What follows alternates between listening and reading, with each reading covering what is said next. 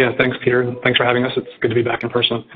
So yeah, I mean, we're a cell-based cancer immunotherapy company, and we are working on and pioneering a new technology called induced pluripotent stem cells, or iPSCs for short. And I think there are many advantages to iPSCs that we get into. But the overarching goal of the company is to make cell therapy much more like monoclonal antibody therapy, much more widely utilized, broader patient reach, and better access. And so we're pioneering this technology. We're able to mass produce NKs and T cells that help fulfill that vision. And the iPSC technology allows us to do many things, including doing engineering to introduce multiple levels of anti-tumor activity at the iPSC stage. So it's a one-time job for engineering. And we can create a master cell bank that serves for the life cycle of the program. And we literally can create thousands of doses from a single manufacturing run of NK or T cells. And again, that should help us to substantially improve the patient reach with cell-based therapy. So the power of cells, but much more playing like a traditional pharmaceutical drug product. Good. Thank you. Maybe if we could walk through some of the data this year, maybe initially starting off with the kind of that post-CAR T cell setting and how you could address that in DLBCL. Yeah, sure. We've got 4 different disease franchises that we talk about. Lymphoma is at the forefront of our pipeline, and we're excited about 2 programs. One is FT516, a single-point edited cell. It's got a HNCD16, so it's made to synergize with monoclonal antibody therapy. And then we have a more sophisticated product called FT596, which introduces a CAR, so the CD19. So it allows for dual antigen capability. And with both programs, we provided a pretty good update at ASH in December of last year, showing that we're getting responses in aggressive and indolent lymphoma patients, as well as in patients that have had prior autologous CD19 CAR T cell therapy. And so I think we had about 3 out of 8 responses with FT516, showing good early responses. Some of those are durable. And we also had about 3 out of 5 patients with FT596 in patients that had prior auto CAR T. It's an important opportunity, a high area of unmet need. There is a dealer's choice smattering of different therapies used after autologous CD19. And so we feel like we've got a potential fast path to market with either program down line of CAR T. And we benefit now from the RMAT designation that we received with FT516 that allows us to go to the FDA and start talking about those clinical development plans. What does the path to market look like? What is the size of the trial that might be required, and try to get a beat on what our strategy looks like for both fast to market and potential follow-on lifecycle management opportunities in lymphoma as well. So we're super excited about the potential and could be planning to engage the FDA very shortly on those plans. Perfect. How should we think about the size that trial has to be and how quickly it could be done in that kind of post-CAR T cell setting? Yeah, I mean, we haven't had the discussions with the FDA, so until then, we'll see what the FDA thinks is the right patient population and right size of the trial. But I think there's a lot of precedent for heavily relapsed refractory patients in lymphoma and cell therapies in particular benefiting from a single-arm fast-to-market strategy. That could be 60 to 80 patients downline of CAR T cell therapy. I think that's what our base case is going into the FDA discussions, and I think we'll want to get their perspective on what the unmet medical need looks like and what that clinical development program needs to be. So we'll be prepared for all eventualities, but I think there's a lot of precedent in lymphoma in these sorts of settings for a single-arm 60 to 80 patient study in this post-TCAR population. When is that FDA discussion for lymphoma? We won't just have one, we'll have several. We'll do everything from CMC to clinical development strategy. We're preparing for the first couple meetings, probably focus more on CMC to get that underway to make sure we can remove any issues that we might have early on, if there are any. And then we'll shortly, probably in the middle of the year, look for having more focused clinical development discussion with the agency. And we may indeed follow up with them. So there'll be multiple conversations. And actually, by the time we get to ASH this year, we'll have significant data update across our lymphoma portfolio, including our first T-cell program, but also visibility into what the initial clinical development strategy would look like for fast to market. Our goal is to initiate that study by the end of the year, and so we should be dosing patients in a pivotal program in 2023. Okay. For the FDA meeting, will we get a kind of a press release, or will we get a conference call to kind of walk through how plans have changed or what new plans are? Yeah, I don't think we'll do it, along the way. That's usually a sort of a agency to company sort of conversation, really iterative in sort of the way it unfolds in all likelihood. So I feel like there's a bunch of different factors going into what our next step is in lymphoma, whether it's FT516 or FT596, or is there a scenario for both? Some of that will be data driven, just based on our own programs, and we can talk about where we are with each program and the status of the escalation or expansion, as the case may be. And the FDA will obviously be another factor into that ultimate decision making. So I think we'll utilize the RMAT designation to talk about 516, but what we're really trying to do is understand the roadmap in aggressive lymphoma for what a fast to market strategy might look like, so we can plug and play whether that's FT516 or whether that's FT596 ultimately. Those get to the end of the year. Gotcha. Thank you. How do you balance the number of projects? I mean, there's so much that can be done with the platform, so many new elements that can be added. Yeah. Coming cohort of partnerships. Coming to FateTx as a small company, I thought it would be easier, to be honest. We've got a pretty big pipeline. Like if you go back 2-3 years ago, there were a lot of unanswered questions. There are still a lot of unanswered questions, but iPSC-derived anything was an unknown. NK cells that have engineering was a complete unknown. And so we have systematically built a pipeline, starting with a single edit, building on that 2 or 3 edits, and now we have programs that have 4 or more edits. So we're learning a lot. We're now on the point where we have clinical data and translational insights to help feed back into that innovation, but we do have a very big pipeline. That said, as we've been talking about with 516 and 596, they're sort of a first generation and almost a second generation version in a lot of our disease areas. I think ultimately we're big believers that to an extent, more editing is better when you can enable multi-antigen targeting. In the case of B-cell lymphoma, both CD19 and CD20, we can target with FT596. That feels like the right solution in a competitive landscape that has a lot going on and for a disease area that responds well to targeting different antigens. That same model, as we talked about with lymphoma, could be said for myeloma. We have two programs there. One is FT538. It's designed to synergize with daratumumab. The other program we have, which is very close in development, almost on top of, is FT576. It includes the CAR to BCMA. So again, this dual antigen targeting capability in the program. If our BCMA CAR is de-risked, we want to see what that looks like with the first few patients at different dose levels. You can see us potentially consolidating to a best-in-class program developing only one of those. And I think the same could be said for things like AML. So while the pipeline is currently big, I think as we learn more and we understand these more complicated cell therapies to the extent that they're safe, effective, and viable and competitive, we will likely consolidate our efforts into one program per disease area. When, I guess, 500 is sunset or about to be sunset, or just like the practice of that sunsetting? Yeah, FT500, just to remind you, because it's been a long time, it's where it all started. So it has no engineering. It's just an NK cell, but it's derived from an iPSC cell line. Going back 4 or 5 years ago, could you even make an NK cell from an iPSC was an open question. Were they actually NK cells that were viable? Could you dose these multiple times to patients? Were they safe? Were there any signs of efficacy? I mean, that was what FT500 was designed to do. And I think we've checked a lot of those boxes and we've learned a lot. That said, it's not much different than any other sort of patient or donor-derived approach where it wasn't engineered and we can only expect so much. So I think we've had some interesting translational insights on that. We've fed that into different programs. But you do see a lot of these first-generation technologies that we've developed serving their useful life early on to answer some critical questions that better inform the development of programs that we do think are commercially viable. Gotcha. Thank you. And then partnerships. We were in an odd spot in the BTK pulled back, asset values have shrunk. How is pharma kind of leading these conversations for partnerships or acquiring assets? What's the sense you get from the conversations you have with pharma? Yeah, I mean, I'll talk generically. I haven't been at larger companies. I mean, look, clearly there's lots of cash available. Large pharma develops drugs well. They commercialize them well. All products come to some sort of a natural life in terms of their intellectual property protection. So I think there's ample appetite, interest, and resources to take on M&A or licensing transactions. I think cell therapy, though, is a bit of an acquired taste, right? It's cell therapy. It's not a small molecule. It's not an antibody. And so there's a level of sophistication and understanding required. We do benefit from 2 collaborations. We did the Ono collaboration in 2018. That continues to go very well. You'll probably hear more about that starting in 2023. And then Janssen, just to remind everyone, it's a pretty big collaboration for us. We have 4 different targets. Solid and liquid tumors, can be NK or T cells. Those programs are going very, very well. J&J has already selected the first 3 targets.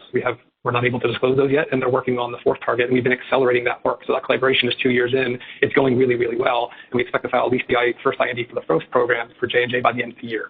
It's important from an innovation perspective. We really value our partners. We could choose to do more such collaborations, but I also think what's on the table are potentially larger strategic collaborations. We're at that point where at the end of a phase 1 study where we have a de-risked profile for lymphoma and then soon myeloma, that aligns really well with what larger biopharma companies look for and what they do well, right? We can take it through phase 1. They can be a great partner to help broaden the development program, move very, very quickly, and then commercialize in a footprint that a very small up-and-coming company like ours cannot do. So I think there's multiple levers to consider around that. The collaborations are at the forefront of our minds, and we're constantly talking to existing parties and trying to see what might be possible. Gotcha. And the signals we should see out of that Janssen collaboration is IND filings. And do you think, is there a drive to generate data and show that data, or is that something we won't see until phase 2 or phase 3? Yeah, no, sure. Look, at phase 1, J&J will opt in at the IND stage, and they will be running a phase 1 program, and we're trying to position ourselves to make that happen very quickly after that IND clearing. And so I think you'll see phase 1 in areas of interest to J&J, both solid and liquid tumors.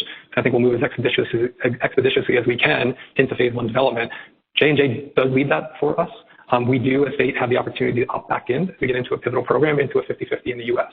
So interesting optionality for us, but we will certainly leverage our development capabilities and move as quickly through IND and into phase 1 development as we can. Gotcha. Thank you. And then just as we think about the data flow this year with 538, solid tumor, initial data in the second half, potentially SITC, what should we be focused on?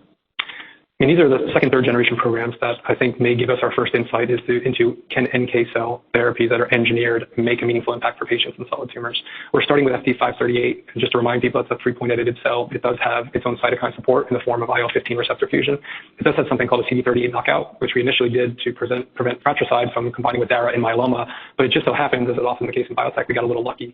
That CD38 knockout serves as a checkpoint on NK cells, it appears, and so this cell is much more metabolically active, particularly in a hostile tumor microenvironment, so it's a much more resilient cell. And then it does include this high-affinity, non-cleavable CD16 receptor that is designed to synergize with ADCC-competent antibodies. So if you look at that phase 1 program, we have multiple cohorts we're combining with HER2, trastuzumab, cetuximab for EGFR, avelumab, which is the only ADCC-competent PD-L1 inhibitor, and we also have a cohort combining with pembrolizumab. So lots of different questions being asked there, but I do think there's proof of concept. And if I look at like macrogenics data, for example, we had a Sophia study that showed that for patients that have naturally, which about 15% of the population has a natural high-affinity version of CD16, those patients did exceptionally better in overall survival than any of their peers that have either a mixed variant or a sort of low variant of CD16. So there's sort of proof of principle that this ADCC biology is certainly real, and this optimized cell that we call FT538 may give us an early insight as to those combinations of whether or not they're successful. And then shortly, in the next few months, we've already manufactured the product and cleared the IND for a 4-point edited cell called FT536. It includes everything I just described with FT538, but it introduces a CAR to a target called MICA/MICB. These are stress proteins that are often upregulated on tumors. And so the hope is we can not just combine and synergize with monoclonal antibodies, but also go after more than one antigen through this upregulation of MICA/MICB. So super exciting program. We should begin dosing patients in the middle of this year, and we'll have the first 2 patients experience to share probably around SITC. And so what should we look for in that data? Is that kind of the single patient vignettes? It's too early to say. Yeah, it's true. I mean, we're firmly in the first dose level for 538. Again, we haven't started dosing patients at 576, so we should be meaningfully through the first dose level, potentially into the second, depending on the cohort. They do enroll independently, so it's not necessarily they're all not going to move at the same rate. So we should have the first dose level at 100 million cells, the second dose level at 300 million cells. Maybe we have a couple of patients. But I think you're looking for typical phase 1 information, right? Safety is first and foremost in a phase 1 study. We want to make sure it's clearly safe. Any signs of efficacy, I think, would be a very interesting finding. But there's also translational insights, right? Unlike hematologic malignancies, you got to be able to have cells traffic to the tumor site.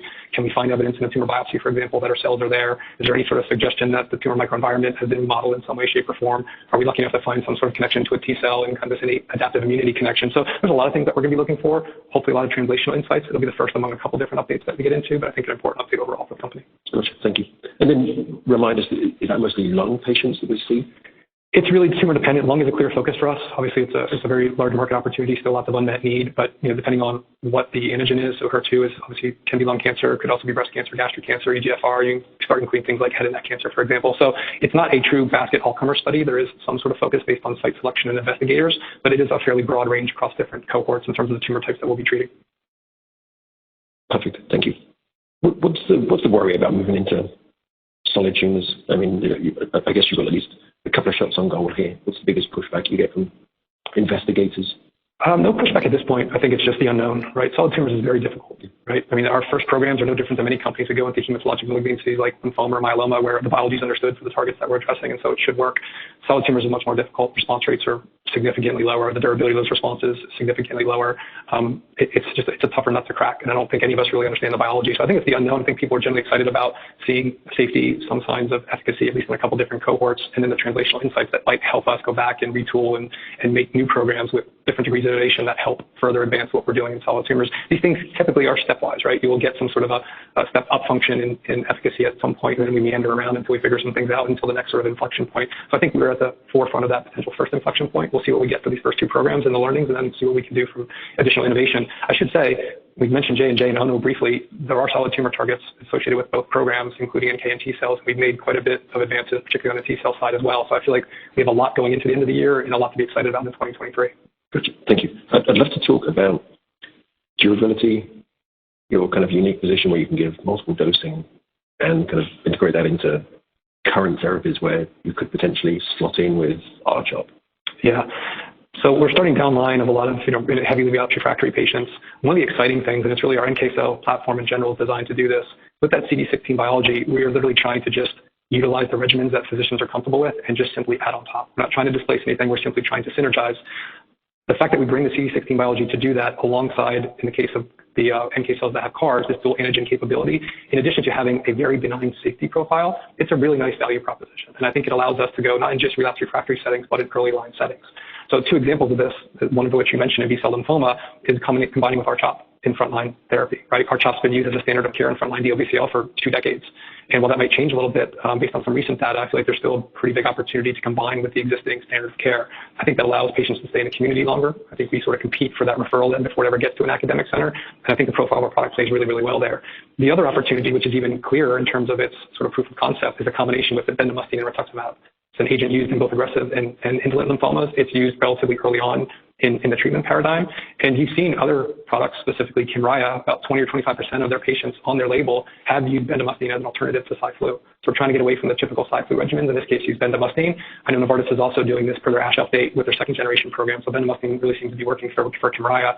And there's also a pretty good study out of Penn that was out at ASH, about 135 patients, where they took 2-to-1 randomization of bendamustine to Cy/Flu and gave patients subsequently Kymriah. And they looked at a bunch of different outcomes, including PFS, response rates, hospitalization, a bunch of different safety metrics and translational insights. And to cut to the chase, because it's actually a pretty large poster, it was as safe, actually a little bit safer than Cy/Flu conditioning. There was no numerical differences, no statistically significant changes in response rate or PFS. In fact, it was numerically higher for the bendamustine arm, but there were reductions, some statistically significant, around reduced hospitalizations, reduced degrees of CRS and ICANS. And so it seems to be as good as Cy/Flu, and it gives us an opportunity to, again, just naturally plug and play into an earlier line of therapy, which I think really differentiates our cell therapy play versus our peers. And I think it puts the competitive landscape more into the bispecifics and other modalities, not so much cell therapy. Are there other emerging conditioning regimens coming through? I know early on, companies spoken about potentially using antibodies. We are. So with daratumumab, CD38 does deplete NK and T cells in patients. And so one of the beautiful things about FT538 is the CD38 knockout. So we're giving a healthy NK cell compartment to patients with CD38. And so we're depleting their own patient's immune system, which is another form of conditioning. And so we're pretty excited to see what that looks like now that the NK cell component will stay around for a lot longer than a natural patient receiving daratumumab. We're also trying to do this in AML as well, where we can look at that as an alternative lympho conditioning regimen. So we're primarily focused on bendamustine and R-CHOP, but there are other opportunities to consider in combining with CD38 antibodies. Gotcha. Thank you. When you speak to physicians, what kind of durability? I know that was one of the pushbacks around prior data sets, just wanted to see longer durability.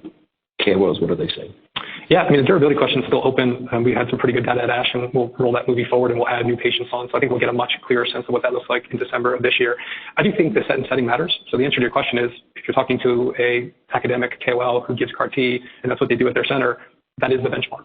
If it's in the community setting and they have never administered a cell therapy and they're giving some RR combination, we're talking about combination, then that becomes sort of the benchmark, right? So if you're downline of CAR T, it's a different benchmark than if you're third line naive, and it's obviously different if you're second line or front line. So I think setting matter, and we're going through a lot of qualitative and quantitative work right now, particularly in lymphoma, to understand not just the treatment landscape, but the treatment decisions and choices, and what effectively is the right comparison. But it does vary depending on setting.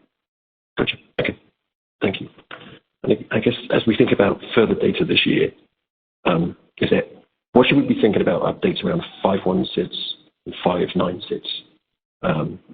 It has been an interesting data set. What should we be looking for? Is that mostly durability? Anything else? Yeah, there's quite a bit there. So just briefly, lymphoma, 516, we've completed dose escalation at 900 million cells. We're now in 4 different expansions. So downline of CAR T, there's both a third line naive population to CAR T in both DLBCL and follicular lymphoma, and then the bendamustine rituximab combination. So that can be up to 30 patients per cohort, and we will start seeing the data sets from that by the time we get to ASH. So quite a bit of update from 516. For 596, we have yet to show the 900 million cell dose, so the highest dose level, and we've just begun to dose patients in the 2 doses per cycle schedule. You'll recall we've been doing just a single dose, so we're going to do that at 900 million cells and 1.8 billion cells. So we have quite a few new patients at the highest dose levels to see response and durability. We will eventually expand in 596 as well. I'm not sure how much, if anything, we'll have at ASH, but there'll be a lot of lymphoma patients coming up at the second half of the year. Perfect. Thank you. Perfectly timed that, really. Thanks so much for having us here. Thank you so much. Thank you.